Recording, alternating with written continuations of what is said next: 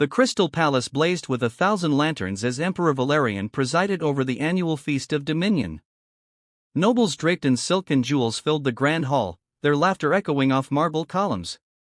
Among them stood Princess Chimera of the Silvani people, her moon-pale skin and violet eyes marking her as different, unwanted. "And what wisdom does the forest child offer us today?" Emperor Valerian's voice boomed across the hall, dripping with mockery. "Perhaps you'd like to teach us how to speak with trees?" The court erupted in cruel laughter. Chimera's fingers tightened around her wineglass, her knuckles white.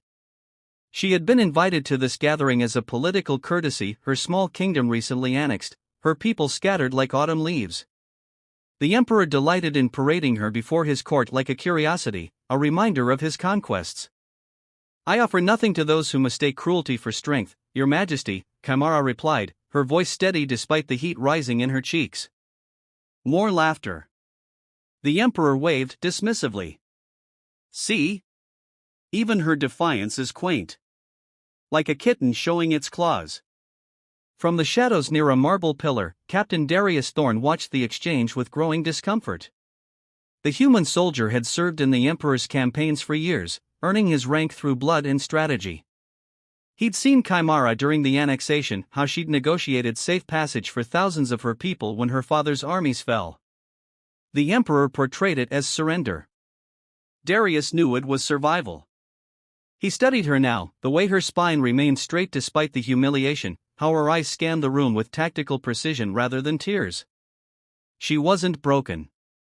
She was assessing. As the feast continued, Darius found himself gravitating toward the balcony where Chimera had retreated. She stood alone, staring at the city lights below. "They enjoy their sport," Darius said quietly, approaching with 2 glasses of wine. Chimera turned sharply, her hand instinctively moving to her side, where a blade would be, if she were permitted weapons. Recognizing him, she relaxed slightly. "Captain Thorne. Come to add your mockery to the collection?" "No." He offered her a glass. "I came to apologize for it." She studied him with those unsettling violet eyes, then accepted the wine. "Why?" "You're one of them. I'm a soldier. They're politicians." He leaned against the railing. "There's a difference." For a moment, they stood in silence. Below them, the capital sprawled in all its imperial glory, built on the backs of conquered peoples like hers. "He's afraid of you," Darius said suddenly. Chimera laughed bitterly. "The emperor? Afraid of me? Why else humiliate you so publicly? Strong leaders don't need to diminish others." He met her gaze. "He knows you're dangerous. Just not in the way he thinks." Something flickered in her expression, surprise, perhaps, or recognition. Before she could respond, bells began tolling urgently across the palace. Something was very wrong. Chaos consumed the Crystal Palace within minutes. Guards rushed through corridors, nobles screamed, and servants scattered like frightened birds. Emperor Valerian had collapsed at the high table, convulsing violently before falling still. "Poison," someone shrieked. "The emperor has been poisoned." Darius immediately moved toward the high table, his military training overriding the panic around him. Chimera followed close behind, her healer's instincts awakened despite years of being forbidden to practice openly. "Don't touch him," Lord Chancellor Octavius commanded, his face pale. "Everyone back. Guards, seal the palace. No one enters or leaves." "He's still breathing," Darius observed, noting the emperor's shallow chest movements. "If we act quickly." "The Silvani witch!" A noble's voice cut through the noise. She was on the balcony alone, she could have done this. All eyes turned to Chimera. The accusation hung in the air like a blade. "Ridiculous," Darius said sharply. "Princess Chimera was with me the entire time. She couldn't have poisoned the emperor's cup." Chancellor Octavius's eyes narrowed. "Then perhaps you both conspired, Captain. Your sympathy for conquered peoples is well documented." Darius felt the temperature in the room shift. Other guards moved closer, hands on sword hilts. This wasn't just about poison, this was a coup disguised as justice. Kymara stepped forward, her voice ringing clear. I can save him. You'll hang for this, a noble began. I said I can save him. Kymara's violet eyes blazed. My people have studied toxins for millennia. I recognize the symptoms, nightsbane mixed with serpent root. It's not immediately fatal, but without treatment, he'll be dead within the hour. And why should we trust you? Octavius demanded. Because I have no reason to kill him slowly when I could have slit his throat during any of the dozen times he summoned me to his private chambers. The revelation sent shockwaves through the crowd. Several nobles exchanged glances. Darius's jaw tightened, he hadn't known about those summons. Let her try, Darius said firmly. What do we have to lose? Control of the empire, Octavius replied coldly. Guards, arrest them both. Before anyone could move, Kymara's hand shot out, pressing against a pressure point on the nearest guard's neck. He dropped instantly. In one fluid motion, she seized his dagger and held it to her own throat. If I wanted the emperor dead, I'd let your incompetence finish the job, she said evenly. But if he dies, you'll blame me anyway and execute my people in retaliation. So here's my offer, give me 10 minutes to treat him. If he lives, you release 100 Sylvani prisoners. If he dies... She pressed the blade closer. You'll have to explain how you let him perish while preventing his only chance at survival. The standoff stretched. Darius moved subtly, positioning himself between Kymara and the other guards. 5 minutes, Octavius finally conceded. And Captain Thorn stays with you. If this is treachery, then kill us both, Kymara finished. She lowered the blade. Bring me foxglove, activated charcoal, and clean water. Now. Kymara worked with the focused intensity of someone who'd done this 1,000 times. Her hands, which the court had mocked as delicate and useless, now moved with surgical precision. She'd forced a mixture of herbs down the emperor's throat, then worked pressure points along his body to stimulate his sluggish organs. Darius stood guard, watching both the procedure and the anxious nobles crowding the doorway. Chancellor Octavius hovered nearest, his expression impossible to read. How did you know? Darius asked quietly. About the poison combination? Because it's the same mixture someone used to kill my mother 7 years ago. Kymara's voice remained steady even as her eyes darkened with old pain. The symptoms are identical. It's meant to look like natural failure, heart attack, seizure. But the timing is specific. Nightsbane acts first, slowing the heart. Then serpent root causes the convulsions. Together, they're nearly untraceable. Nearly? If you know what to look for. She pressed her palm against the emperor's chest, feeling his heartbeat. It leaves a distinctive mark on the tongue, a blue-black discoloration. I noticed it when he collapsed. Darius glanced at the doorway where Octavius stood. Who would have access to both poisons? Someone with extensive botanical knowledge and access to the emperor's private quarters. Kymara's violet eyes flicked meaningfully toward the chancellor. Someone who would benefit from imperial chaos. The emperor suddenly gasped, his body convulsing once before his eyes flew open. He looked around wildly, disoriented and terrified. Your Majesty, Kymara said calmly. You've been poisoned. Lie still while the treatment takes full effect. Valerian's gaze found her face, confusion giving way to recognition. You saved me? She did, Your Majesty, Darius confirmed. Against the Chancellor's wishes. Octavius pushed into the room. Your Majesty, thank the gods. We feared the worst. The Sylvani woman. Saved my life, Valerian interrupted, his voice hoarse.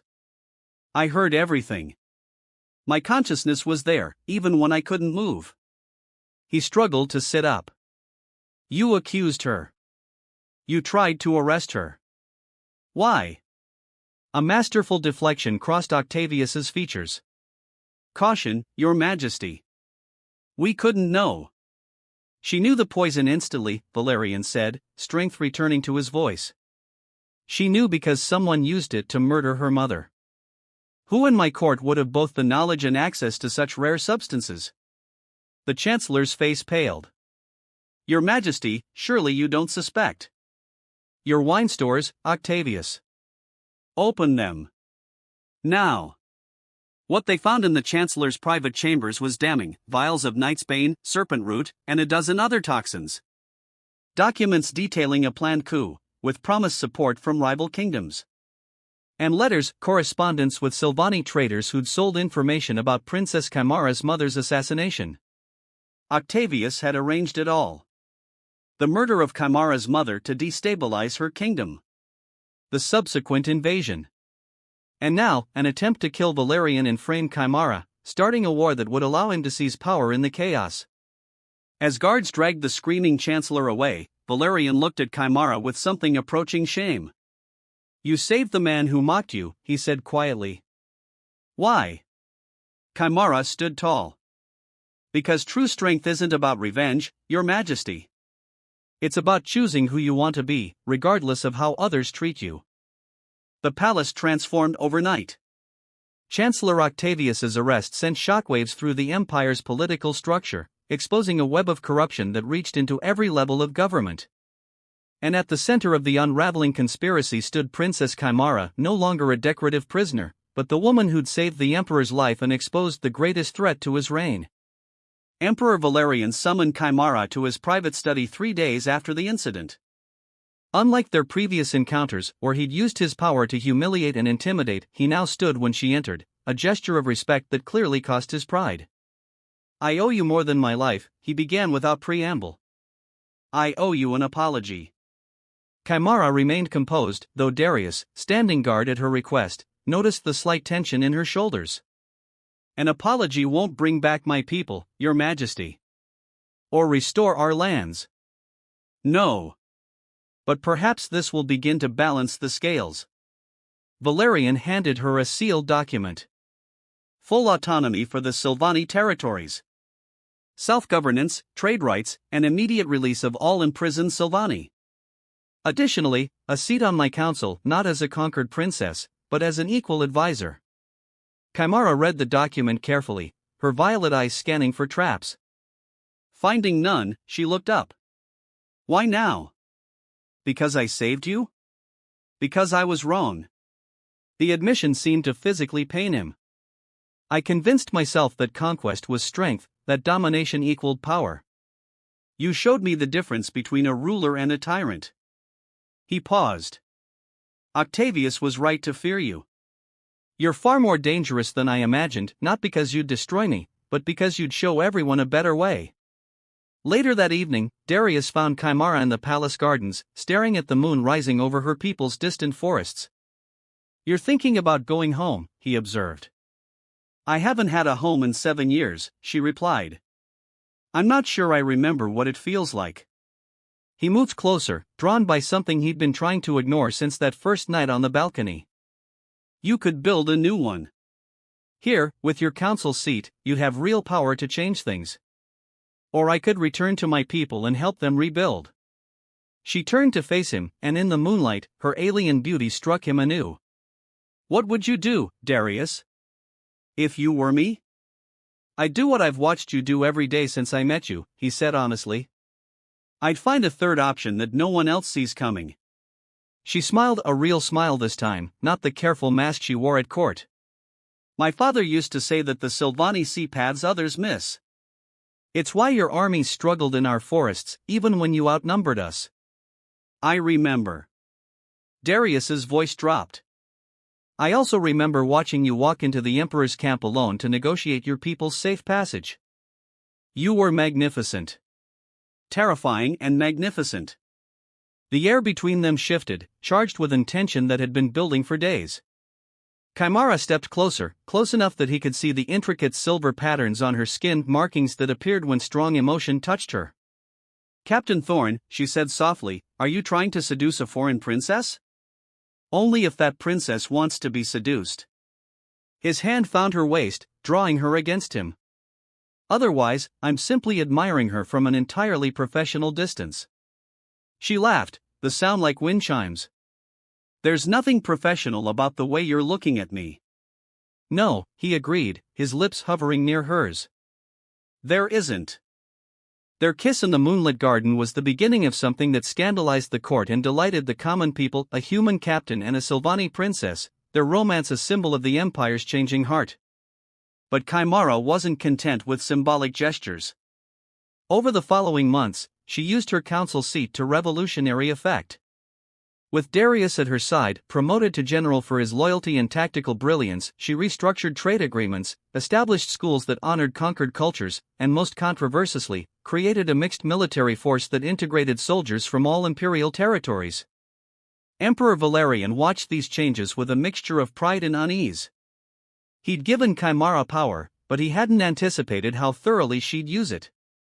"You're reshaping my empire," he told her during one council meeting. "Our empire," Kymara corrected gently. "That was the promise, wasn't it? Equality, not subjugation?" The other council members, carefully selected after Octavius's execution had cleared out the corrupt old guard, nodded in agreement. The empire was changing, and those who couldn't adapt were being left behind. At night, in the private quarters Kymara now shared with Darius, they planned the future over maps and wine. "The southern territories are still resistant," Darius noted, marking troubled regions. "They see the reforms as weakness. Then we show them strength." Kymara traced potential supply routes with one elegant finger. "But not the kind Valerian used. We'll bring infrastructure, medicine, education. Make them wonder why they'd ever want to rebel against prosperity." Darius caught her hand, bringing it to his lips. "You're going to reshape the world, aren't you?" "We are," she corrected, pulling him away from the maps and toward the bed. "I didn't survive everything to do this alone." Their lovemaking had evolved from desperate, stolen moments to something deeper, a partnership expressed through touch, trust, and the kind of vulnerability that only came from knowing someone truly saw you.